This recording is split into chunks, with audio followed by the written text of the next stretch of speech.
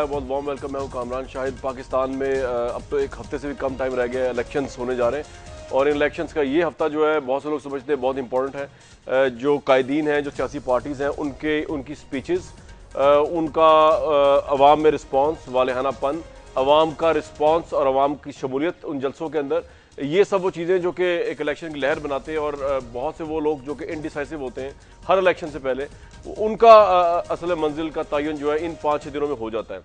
तो आज का ये प्रोग्राम जो है वो भी पाकिस्तान के इलेक्शन की नज़र, जिसमें एक तरफ दहशतगर्दी की लहर जारी है, दूसरी तरफ इलेक्शन और सियासत की लहर भी जारी है।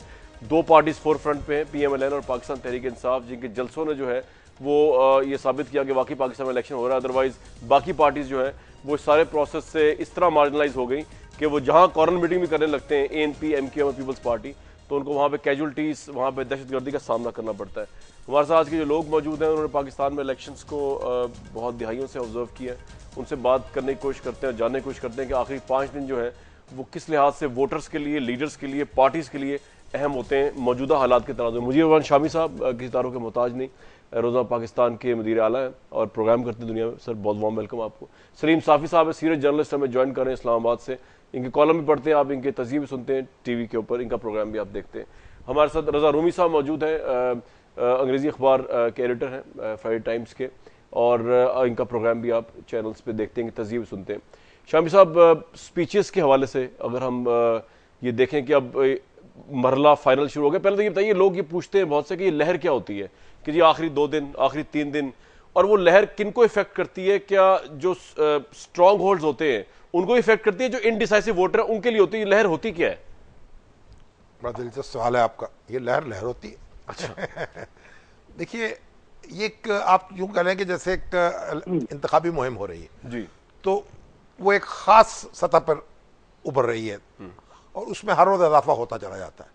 अब कोई मुकर्रर और कोई लीडर ऐसा होता है जो लोगों को अपने साथ इन्वॉल्व करता चला जाता है।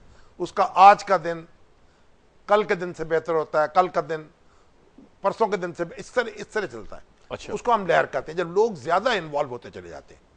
तो एक है कि इसकी गुफ्तगू से लोगों की दिलचस्पी खत्म होती जाती है।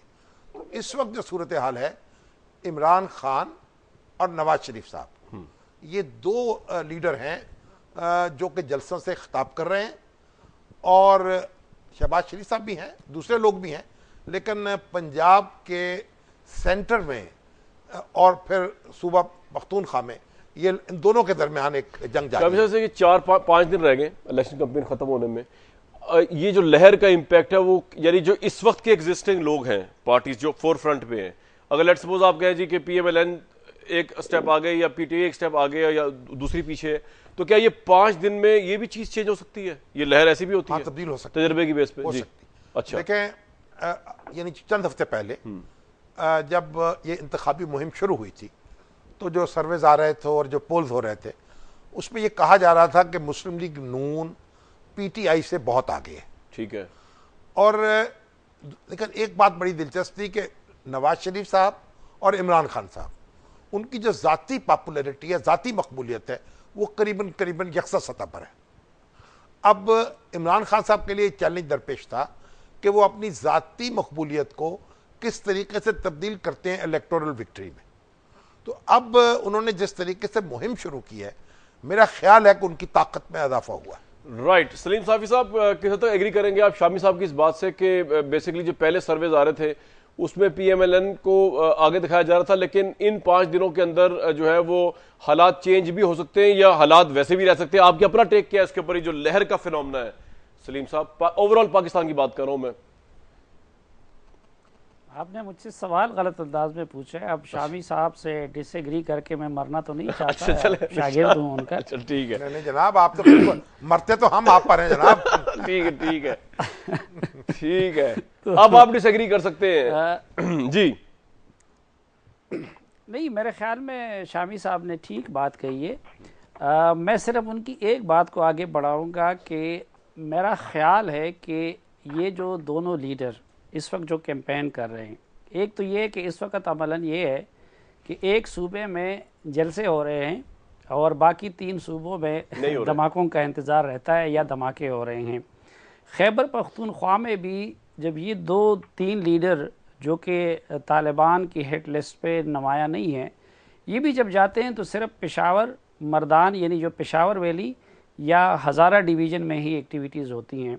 और मुझे तो ये भी ख़दशा है कि जितना इलेक्शन करीब आ रहा है तो मुझे उस तनासब से खाकम बदहन अल्लाह ना करे, लेकिन बहरहाल तशद्दुद की लहर भी मज़ीद तेज़ होती नज़र आ रही है। यहाँ लहर कैसे चलती है कैसे नहीं चलती, लेकिन एक बात तय है कि तशद्दुद की लहर उसमें वक्त के साथ साथ तेज़ी आ रही है। इन दोनों लीडरों की तकरीरों में अगर आप देखें तो इस वक्त जो मुल्क का सबसे बड़ा मसला है यानी टेररिज़म, उसका कोई ज़िक्र नहीं है। दूसरा भी जो मुल्क के बड़े मसाइल है उनके हवाले से कोई रोड मैप न एक लीडर दे रहे न दूसरे लीडर दे रहे हैं। वही लगी लिपटी कुछ बातें हैं, बैट बल्ला शेर को ये कर देगा, शेर बल्ले को ये कर देगा, वही दोहराई जा रही हैं। और मेरे ख्याल में ये चीज़ें अगर किसी जगह पे लीडर नहीं भी गया है, पहले तो ये होता था कि ना ये टेलीविज़न होता था ना लोग उन तकरीरों को सुनते थे, तो अगर वही बात आपने कराची में भी कह दी है तो अगर आप मर्दान आएंगे तो वो लोगों को नहीं लगेगी। वो रिपीट हो रही है, अब रिपीट हो रही है। ये मैं आपसे एग्री करता हूँ कि कंटेंट्स जो है स्पीचेस के वो रिपीट हो रहे हैं, लेकिन स्पीचेस पे बात करेंगे। लेकिन मैं क्विकली रजा रूमी साहब के पास जाने से पहले मुझे बता दीजिए कि आप यानी कि ये समझ रहे हैं कि इस वक्त इलेक्शन की जो लहर है दहशतगर्दी को साइड पे रख के, स्पीचेस के कंटेंट्स को साइड पे रख के, वो अब लहर नहीं बनेगी। वो जो बन चुकी है बन चुकी है। जिसने पीएमएलएन को वोट देना है वो तय कर चुका है, जिसने इमरान खान साहब को वोट देना है वो तय कर चुका है, जिसने पीपल्स पार्टी को वोट देना है वो तय कर चुका है। आपका ये टेक है इस पे फाइनल?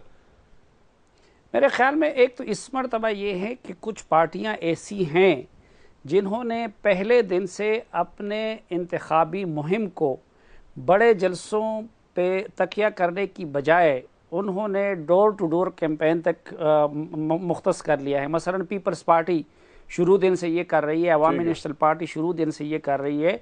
बाकी वैसे भी जो हमारे सिंध और अंदरून सिंध या बलूचिस्तान के इलाके हैं उनको न मीडिया में इतनी कवरेज मिलती है, वहाँ पे भी ये है। ठीक है, तो अगर तो सब इक्वली जलसे जुलूस कर रहे होते तो उनकी बुनियाद पे हम तज्जिया भी कर सकते थे। इस मरतबा हर पार्टी का वो हम तरीके वारदात कह सकते हैं कि वो मुख्तलिफ है। ठीक है।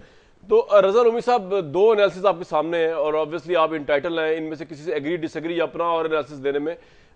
आपके नज़दीक ये 4-5 दिन जो रह गए इलेक्शन के, ये कितने इंपॉर्टेंट हैं इन तीन पार्टीज के लिए? पीपल्स पार्टी, पीएमएलएन, पाकिस्तान तहरीक इंसाफ, कितने अहम है? या आपको लगता है कि जिस तरह सलीम साहब कह रहे हैं कि नहीं अब वो जो लोग माइंड बना चुके हैं वो 5 दिनों में फर्क नहीं पड़ेगा, या शामी साहब की तरफ समझते हैं कि 5 दिन में चेंज आ सकती है? कामरान, सबसे पहले तो आप मुझे मरवाना चाहते हैं कि मैं सहावत में रहूं ना, अगर मैं इन दोनों से इख्तलाफ कर लूं तो मैं कहाँ जाऊं? आप अपने ओपिनियन दे दें फिर तीसरा ही बना लें कोई। अच्छा, ओपिनियन देखिए, ओपिनियन ये है कि ये जो दोनों बातें हुई हैं ये बिल्कुल तस्वीर के दो रुख हैं और ये दोनों ही वैलिड हैं। सबसे पहली तो ये बात है कि इलेक्शन कैंपेन जो है वो इस वक्त पंजाब में जारी है। 3 छोटे सूबे हैं पाकिस्तान के, उनमें इलेक्शन कैंपेन खाली दिखाई देती है, सिवाय जब इमरान खान साहब जाएं या हजारे में मियां साहब जलसा कर लें। तो एक तो ये गैर मुनसिफाना लेवल प्लेइंग फील्ड मयसर नहीं है चंद पार्टियों को, इसके बारे में बहुत बात हो चुकी है, इसलिए दोहराना बेकार है। अच्छा, और अब रही बात ये कि ये जो आखिरी 5 दिन है इनकी अहमियत बिल्कुल है। इनकी अहमियत इसलिए है कि वस्ती पंजाब में, शुमाली पंजाब में, अगर आप 1990 के दौरान जो इंतखाबात हुए हैं उनका जायजा लें तो 10 से 15% वोटर जो होते हैं उनका एक स्विंग होता है, और अगर वो स्विंग किसी एक पार्टी की तरफ जाता है तो उस पार्टी की 30 से 40 सीट्स में इजाफा हो जाता है। इसलिए उसके लिए ये लाजिम है कि टर्न आउट रेशियो जो है इन 5 दिन की मोबिलाइजेशन से और डोर टू डोर कैंपेन से टर्न आउट ज्यादा हो। मुख्तसरन मैं ये कहना चाहूंगा कि बिल्कुल पीटीआई ने अपने आज से 1 महीना पहले और आज की उनकी पोजीशन जो है, कम से कम उन्होंने नफ्सियाती और आसाबी तौर पर मियां नवाज शरीफ को तो काफी हद तक गिरा दिया है। अब देखना यह है कि पीटीआई के सपोर्टर्स 11 मई को बाहर निकलते हैं या नहीं।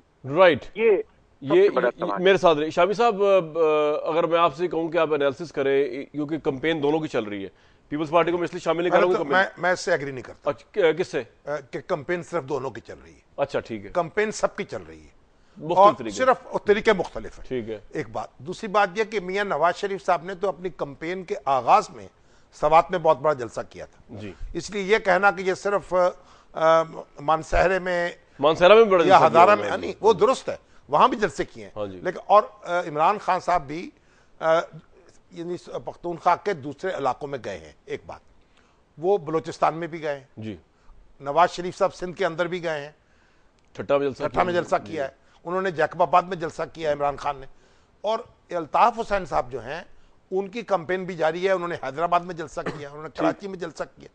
अब पीपल्स पार्टी जो है, एएनपी का तो एक लिमिटेड है जो अपील है, और सबसे ज्यादा प्रेशर में भी वही है, ठीक है, लेकिन वो भी अपनी एक डोर टू डोर कैंपेन अपनी जरूरत से हिम्मत से चला रही है, और अब थोड़ा बहुत इश्तहारबाजी भी शुरू की है उन्होंने। लेकिन इसी तरह जो जमात इस्लामी है वो भी अपने जलसे कर रही है।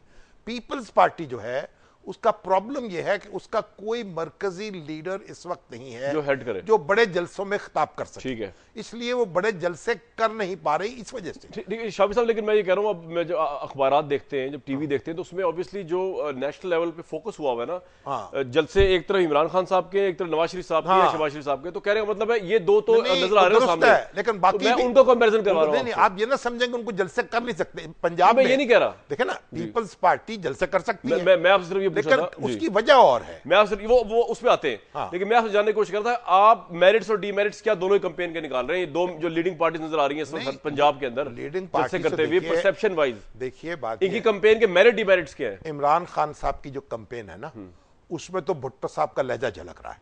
अच्छा, हाँ, वो जब एक अग्रेसिव है और अपने जो मुखालिफिन उन पर ताबड़तोड़ हमले कर रहे हैं, और आज में भी कर रहे हैं, कल उन्होंने ड्रोन हमला कराने की बात देखे ना, एक और उन्होंने नहीं, वो तो एक मैं दूसरी बात है ना, हमारा मतलब ये है नवाज शरीफ साहब की जो कैंपेन है वो निस्बतन ठहरी हुई है, वहां जो नेगेटिव कैंपेन है वो कर रहे हैं शहबाज शरीफ साहब।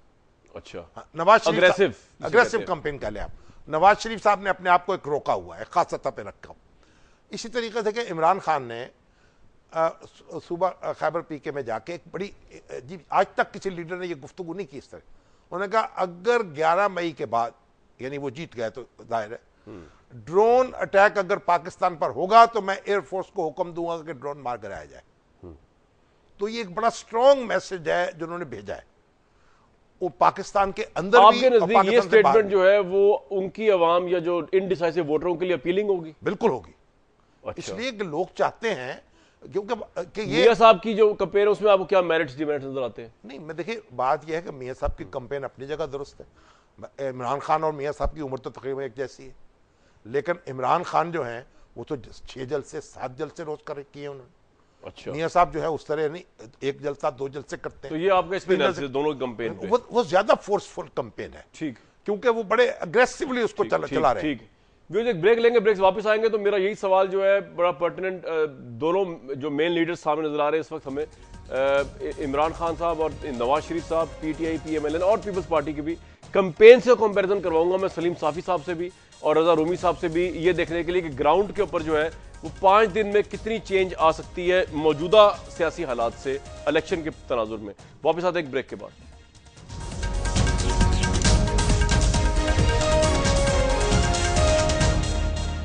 इस प्रोग्राम में बहुत वार्म वेलकम। सलीम साफी साहब के पास जाऊंगा। सलीम साहब, आपने शामी साहब को तजिया भी सुना, मैं ये नहीं कह रहा उनसे एग्री या डिसएग्री करें, लेकिन सवाल मेरा आपसे वही है कि ये अगले 4-5 दिन में अगर कैंपेन्स का, स्पीचेस के कंटेंट का और लोग क्या चाहते हैं ग्राउंड में स्पीच लीडर से सुनना, उसका मवाजना किया जाए तो आपको कहां पे खड़े नजर आते हैं ये दो मेन पार्टीज, पीटीआई और पीएमएलएन? देखिए, मेरे ख्याल में तो इमरान साहब का रवैया का जो लहजा है वो निस्बतन ज़्यादा अवामी है और मियां साहब का उस कदर अवामी नहीं है। लेकिन उसके साथ साथ ये भी एक हकीकत है कि उनके जो दावे हैं या जो क्लेम हैं या जो नारे हैं वो निस्बतन ज़्यादा नाकाबिल अमल और गैर संजीदा नज़र आते हैं। मसलन ये बात खुद आप देख लें कि अगर मैं वज़ीर आज़म बना तो मैं एयरफोर्स को ड्रोन गिराने का हुक्म दूंगा। अब ये आम आदमी के लिए या खैबर पख्तूनख्वा जैसे इलाके में लोगों के लिए पुरकशिश तो हो सकता है ये नारा, लेकिन हर संजीदा बंदा जानता है कि इस मामले में जो है वो इमरान साहब गैर संजीदगी का मुजाहरा कर रहे हैं। लेकिन एक चीज़ बहरहाल इस मरतबा मुस्लिम लीग नून की कमज़ोरी है। और वो ये कि जो पीटीआई का कैंपेन है वो एग्रेसिव है, वो जारहाना है, और मुस्लिम लीग नून का वो मुदाफ़ाना है, वो डिफेंसिव है। दूसरा ये कि मसलन बहुत सारी ऐसी चीज़ें, मसलन आप मीडिया पे कैंपेन को देखें कि लोड शेडिंग का मामला, जो कि जिस तरह शहबाज शरीफ के कंट्रडिक्शंस वो दिखाए जा रहे हैं मीडिया पे, अगर ये वो राजा परवेज़ अशरफ का करते तो वो मेरे ख्याल में इससे ज़्यादा मुअस्सर होते। या इवन सैलाब को भी पीपल्स पार्टी ने उनके गले में डाल दिया। तो उस लिहाज से मुस्लिम लीग नून बड़ी हद तक डिफेंसिव पे आ गई है पिछले कुछ अरसे में। लेकिन मैं फिर ये कहूँगा कि मुझे नहीं लगता कि अगले हफ्ते के दौरान जो वोटर का रुझान है उसमें कोई जौहरी फ़र्क आएगा, या 19-20 फ़र्क तो शायद आ सकता है, लेकिन और सलीम साहब आप जो है लीड दे रहे हैं पीएमएलएन को, इस वक्त की जो ग्राउंड रियलिटीज में पीएमएलएन को आप लीडिंग पार्टी करार दे रहे हैं अपने तज्जिए में, जो आपका तज्जिया? नहीं, मैं इस वक्त उसको उस लिहाज से लीडिंग पार्टी नहीं करार दे रहा। जो इससे पहले जो सर्वेज वगैरह आए थे वो अपनी जगह पे, बल्कि मैं ये भी कहता हूँ कि अगर तो हम जो हमारे रिवायती सियासी डायनेमिक्स है जिसको मद्देनज़र रख के हम तज्जिया करते हैं, अगर उसके मुताबिक इंतखाबात होते हैं तो फिर तो ज़ाहिरी बात है मुस्लिम लीग नून एक लीडिंग पोजीशन में आ जाएगी। लेकिन अगर ये लहर इस तरह चलती है कि वो उन रिवायती डायनेमिक्स को गैर मौसर कर देती है, जिस तरह के MMA ने 2002 में खैबर पख्तूनख्वा के अंदर किया था, तो फिर हमें सरप्राइज़ भी मिल सकते हैं। और फिर ये भी हमें देखना होगा कि ठीक है पीपल्स पार्टी इस वक्त मुकाबले से बिल्कुल आउट नज़र आती है, लेकिन हम ये कह रहे हैं ना कि उनका लीडर नहीं है, उनका लीडर है लेकिन वो ईवान सदर में कैद हो चुका है।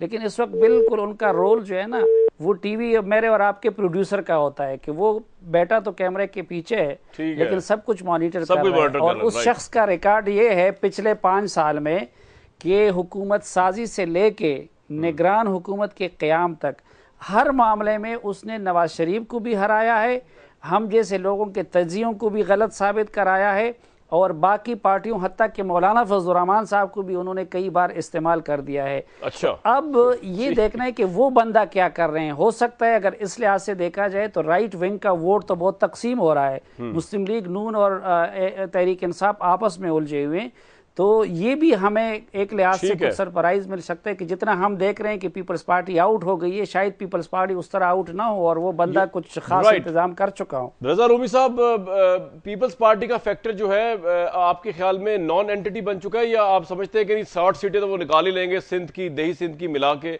और पंजाब और खैर पख्तूनख्वा बलोचिस्तान वगैरह से? और दूसरा फिर ये बता दीजिए कि जिस तरह के मैं आपको कैंपेन्स का एनालिसिस करवा रहा हूँ, ग्राउंड पे आप कहाँ देखते हैं कि दोनों मेजर पार्टीज जो है पीएमएलएन पीटीआई जो है वो कैंपेन की बेस पे उनको कहाँ देखते हैं इलेक्शंस में? कामरान, देखिए जो बात अभी हुई, सलीम भाई ने भी की वो बात, कि ये बात सच है कि जो तो पक्के वोटर हैं नून के या पीटीआई के या पीपीपी के, वो तो अपनी लॉयल्टी दिखाएंगे। लेकिन ये पंजाब में 30-40 सीटों का मामला है कि जहां पर जो है, जहां पे क्लोज कॉन्टेस्ट हुआ था 2008 में, 2002 में, तकरीबन ऐसी 30 से 40 सीटें हैं जहां पर ये कैंपेन जो है असरअंदाज होगी। और अगर इमरान खान अपनी लहर को मजीद आगे लेकर जाते हैं तो फिर यकीनन वो ये सीटें जीत लेंगे।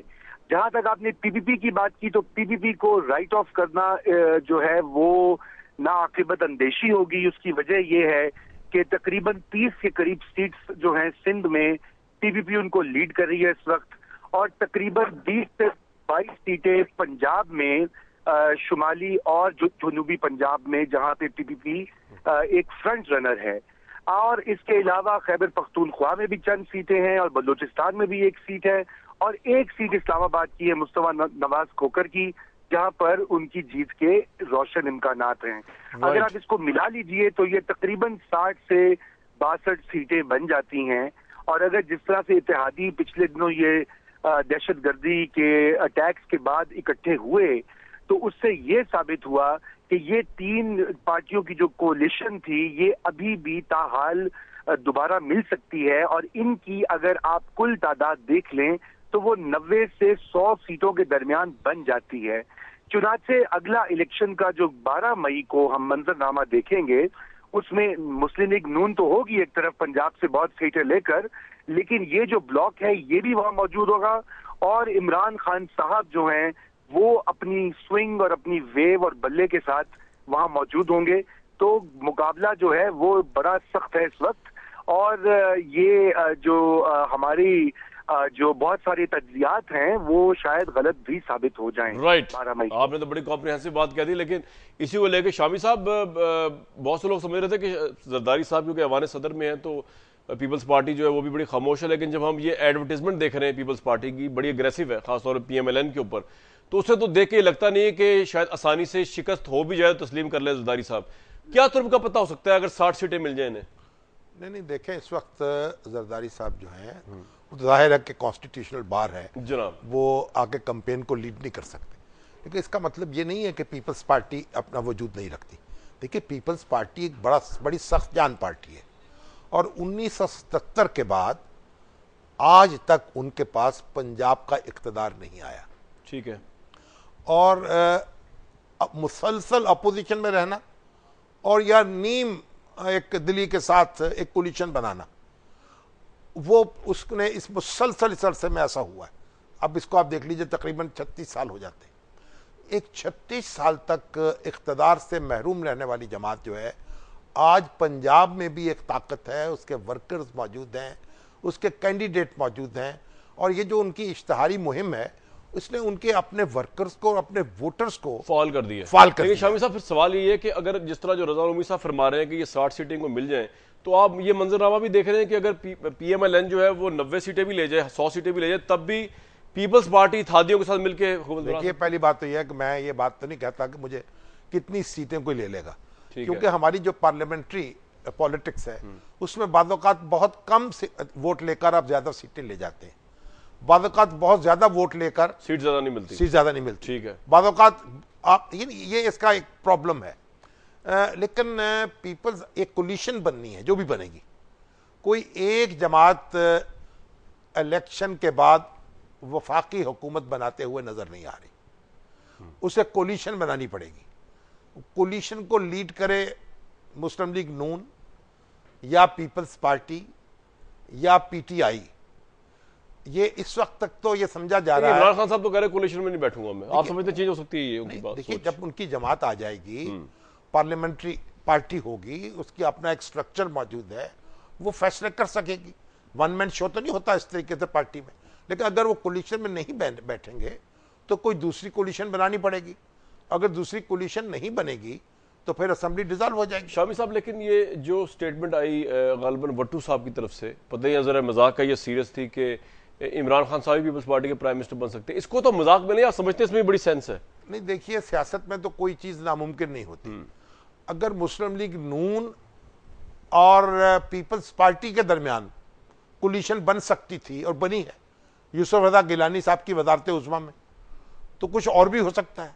लेकिन इस वक्त तो इमरान खान साहब के अंदर एक जुनून मौजूद है और एक इनकलाबी जज्बा बेदार है, तब्दीली की बात कर रहे हैं। जब वो उनकी ताकत वाजे हो जाएगी जो असेंबली के अंदर है, फिर उनको एक पार्लियामेंट्री पॉलिटिक्स जो है वो प्ले करनी होगी। राइट। सलीम साफी साहब, आप 12 मई के बाद जो है पार्लियामेंट को इस तरह ही देखते हैं, 3 हिस्सों में तकसीम, PMLN, PTI, Pakistan Peoples Party और अलाइज के साथ, फिर आप समझते हैं कि PMLN हुकूमत बना सकती है या पीपल्स पार्टी हुकूमत बना सकती है? इमरान खान को मैं इसलिए डिस्कस नहीं कर रहा कि उन्होंने अभी तक तो ये ऐलान किया हुआ है कि वो अलाइज गवर्नमेंट में नहीं जाएंगे, ऑपोजिशन में बैठेंगे, तो ये दोनों इस पोजीशन में होंगे आपके ख्याल में?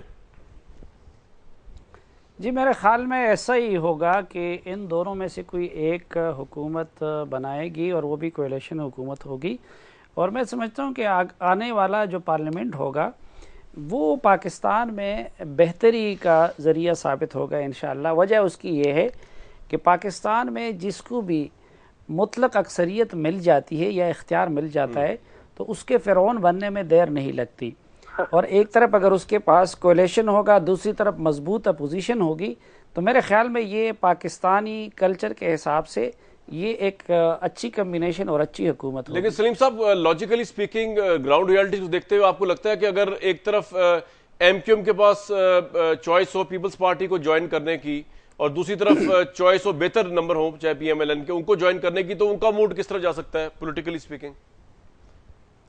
देखिए, पिछले 4-5 साल का तजुर्बा तो यही बता रहा है कि दूसरों को अपने साथ मिलाने और उनको अपने साथ चलाने के हवाले से जरदारी साहब की सलाहियत मियां नवाज शरीफ के मुकाबले में बहुत ज़्यादा है। और अभी भी ये जो तालिबान का थ्रेट है उसकी वजह से दोबारा वो पीपल्स पार्टी, एमक्यूएम और ये जमातें करीब आ गई हैं। तो मेरे ख्याल में तो अगर कोई 19-20 का फ़र्क होगा तो फिर तो जरदारी साहब ये बाकी जमातों को साथ ले जाएंगे। लेकिन अगर फ़र्क ज़्यादा होगा तो ज़ाहिरी बात है पाकिस्तान में फिर ये भी रुझान है कि लोग जीतने वाले की तरफ जाते हैं, तो फिर उन सब का इत्तेहाद उनके साथ भी हो सकते हैं। और जो कुछ शामी साहब ने फरमाया कि पाकिस्तानी सियासत में अगर वो कुछ हो गया कि पीपल्स पार्टी और मुस्लिम लीग नून एक साथ हुकूमत में बैठ गई तो यहाँ पे किसी के भी मुत्तहिद होने का या एक साथ हुकूमत में बैठ जाने का इम्कान मौजूद है। उसके रास्ते को हम बंद नहीं समझ सकते। राइट। रज़ा रूमी साहब, ये बड़ी वेट सी लाउड थिंकिंग लगती है कि इमरान खान साहब जो है वो पीपल्स पार्टी के प्राइम मिनिस्टर बन जाएं या उनकी अलाइड गवर्नमेंट बनाए। आपके नजदीक ये कोई रीजनेबल बात है, कोई लॉजिकल बात समझ में आती है आपको? प्लॉजिबिलिटी है इसकी? देखिए, प्लॉजिबिलिटी क्यों नहीं है, सबसे पहले तो आप इस नुक्ते पे गौर फरमाइए और इसका जिक्र बार बार मियां साहिबान कह चुके हैं कि दरअसल इमरान खान, मसलन शहबाज शरीफ साहब ने एक जलसे में कहा कि पीटीआई जो है वो जरदारी साहब की साजिश है। तो अभी हम पीपीपी की कैंपेन चाहे ना चल रही हो, लेकिन एक बहुत ही, जिसे आपने वियर्ड का लफ्ज इस्तेमाल किया और वो सच बात है कि वियर्ड जो तरीके से पीपीपी की कैंपेन तो असल में इमरान खान साहब चला रहे हैं, क्योंकि पीएमएलएन को जितना वो अटैक करना था वो इमरान खान साहब कर रहे हैं, उनकी परफॉर्मेंस पे भी, उनके पास रिकॉर्ड पर भी। और जहां जहां पे क्लोज कॉन्टेस्ट होंगे, 3-वे फाइट होगी, हो सकता है पीपीपी का उम्मीदवार वहां से कामयाब भी हो जाए। और अगर नहीं भी होता तो मुस्लिम लीग नून की वो जो पोजीशन थी 110-120 सीट्स वाली एक महीना पहले, जो कि सब सर्वेज और सब पंडित्स यही कह रहे थे, वो पोजीशन अब कम से कम नफ्सियाती तौर पर तो चैलेंज हो गई है। हो सकता है कि मई 11 को पीएमएलएन फिर भी बहुत सी सीटें निकाले और इसका इम्कान भी है।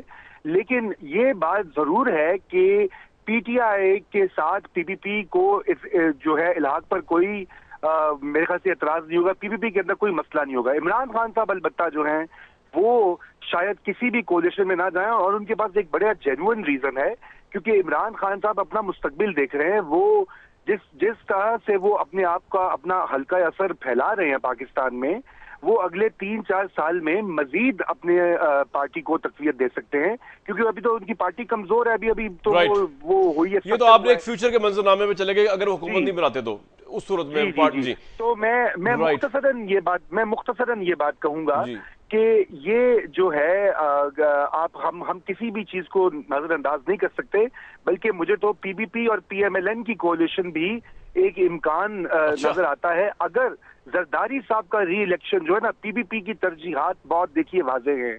उनकी तरजीह ये नहीं है कि फेडरल गवर्नमेंट 12 मई के बाद उनके हाथ में आए, उनकी तरजीह है कि सितंबर के बाद जरदारी साहब दोबारा प्रेसिडेंट इलेक्ट हो, क्योंकि अगर वो प्रेसिडेंट नहीं होंगे, ये तो बड़ा आर्टिफिशियल सा अलायंस होगा ना कि प्राइम मिनिस्टर पीएमएलएन का हो और पीएमएलएन किस तरह जरदारी साहब को सपोर्ट करेगी एज अ प्रेसिडेंट। ये तो बहुत बड़ा पॉलिटिकल गैम्बल है।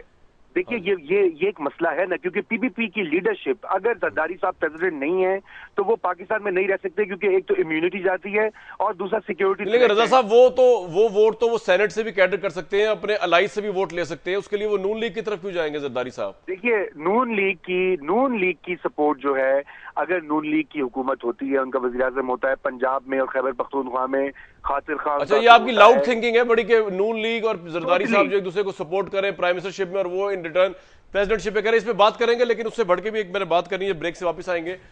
यूथ फैक्टर और टर्न आउट फैक्टर जो है इलेक्शंस का, हमारे जो आज के एनालिस्ट से पूछने की कोशिश करेंगे। आपको रिकॉर्ड के लिए बता दूं कि पाकिस्तान की तारीख में सबसे बड़ा टर्न आउट 1970 में हुआ था, जब 60% लोगों ने वोट कास्ट किया था। और लोग कहते हैं कि उससे स्टेटस को टूटा था। अब स्टेटस को जो भी था, अच्छा था बुरा था, लेकिन लोग कहते हैं चेंज आई थी।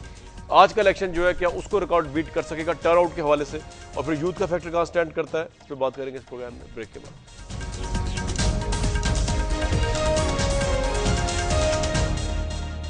प्रोग्राम बहुत बहुत है। शामी साहब, ये तो बड़ी लाउड थिंकिंग थी। रजा रूमी साहब ये कमेंट करें तो कर दें, नहीं तो मेरा सवाल दूसरे वही कि पीपल्स पार्टी PMLN हुकूमत बना ले, मिलकर वो सदर बन जाए। एक बात मैं इसको जी, अब ये बात तो तय है कि सिंध में पीपल्स पार्टी सबसे बड़ी जमात बनी। ठीक है, ठीक है, चंद सीटें जो ऐसी हैं जो पीपल्स पार्टी की अपोजिशन निकाल सकती है। ठीक है, लेकिन तमाम मुबस्सरीन ये बात कह रहे हैं कि पीपल्स पार्टी को सिंध में कोई बहुत बड़ा चैलेंज दरपेश नहीं है। ठीक है।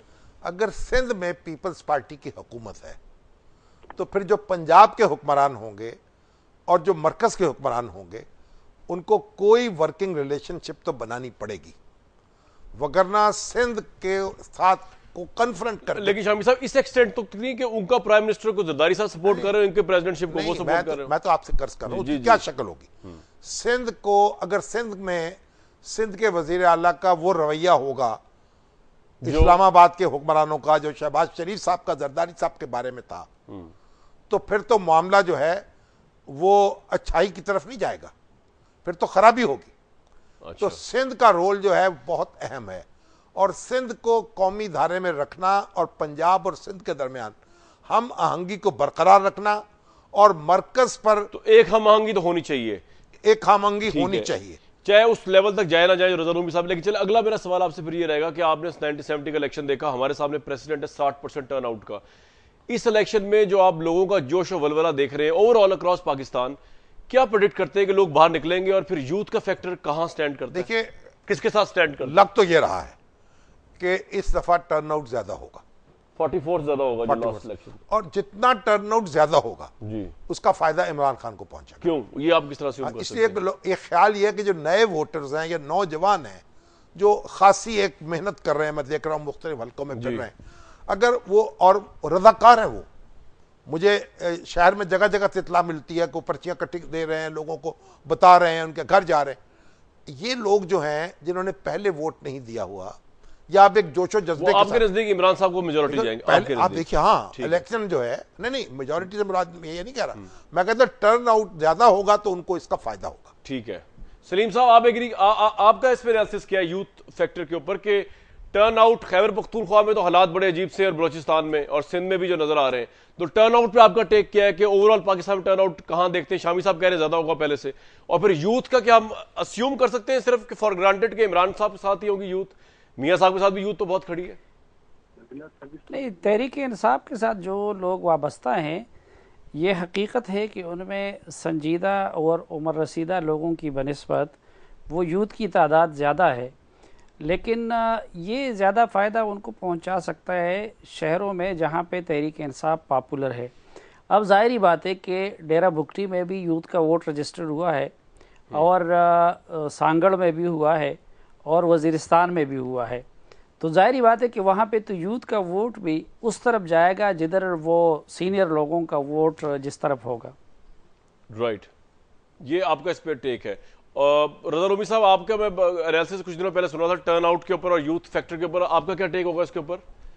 देखिए, मेरा यही जो बातें की गई हैं, शामी साहब ने बड़ी उसको जामे तरीके से बयान किया है और मैं उनसे बिल्कुल इत्तेफाक करता हूं कि वो बिल्कुल पीटीआई जो हैं वो बड़ी एफर्ट कर रहे हैं। देखिए, हमारे अगर माजी के ट्रेंड्स देख लीजिए तो हमारा 40% के लगभग टर्नआउट रहा है पिछले जो रिसेंट इंतखाबात हुए 44%। अब सवाल ये है कि ये 40 से कितना बढ़ेगा? सब पंजाब में तो ये बढ़ेगा, इसके तो पे इम्कानात बिल्कुल दिखाई दे रहे हैं कि कहीं ये 50% भी शायद हो जाए कुछ इलाकों में। अब मसला ये कि जो बाकी 3 सूबे हैं, छोटे सूबे हैं, वहां पर तो एक फियर फैक्टर, एक फजा भी है और सिंध में शायद ज्यादा हो, अंदरूनी सिंध, लेकिन कराची में, खैबर पख्तूनख्वा के बाद इलाकों में, बलोचिस्तान में, फाटा में, वहां तो टर्नआउट लो होगा। इसलिए ये कोई एक इसके ऊपर जनरलाइजेशन नहीं की जा सकती, लेकिन पंजाब ही में तो असल दंगल और मार्का लगना है और वहां पर अगर ये टर्नआउट 50% से ऊपर जाता है, और मेरा अपना जो एनालिसिस है वो ये है कि अगर ये 55% के करीब पहुंचता है तो फिर यकीनन आप देखेंगे कि नताइज में हैरान कुन तब्दीलियां होंगी। लेकिन ये सिर्फ उस बात पर मुनहसर है कि पीटीआई जो है वो अपने वोटर्स को, अपने सपोर्टर्स को, और जो नए लाखों वोट्स दर्ज हुए हैं सिंध में, पंजाब में, खैबर पख्तूनख्वा में, वो बाहर निकलें और असल में वोट डालें और सिर्फ फेसबुक या टीवी के सामने ना बैठे रहें। Right. असल बात ये है। शामी साहब, अनप्रडिक्टेबल है ये इलेक्शन एज कम्पेयर टू पुराने इलेक्शन, या आपको समझते हैं हर इलेक्शन ऐसे ही होता है, या ये इलेक्शन स्पेशल है?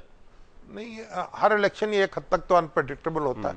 बड़े बड़े जहाँ साइंटिफिक सर्वे होते हैं, देखिए इंडिया में क्या हुआ, वाजपेयी साहब की हुकूमत थी और शाइनिंग इंडिया के नारे लग रहे थे और तमाम पोल्स और सर्वेस कह रहे थे कि वो लीड करेंगे, लेकिन वो हार गए।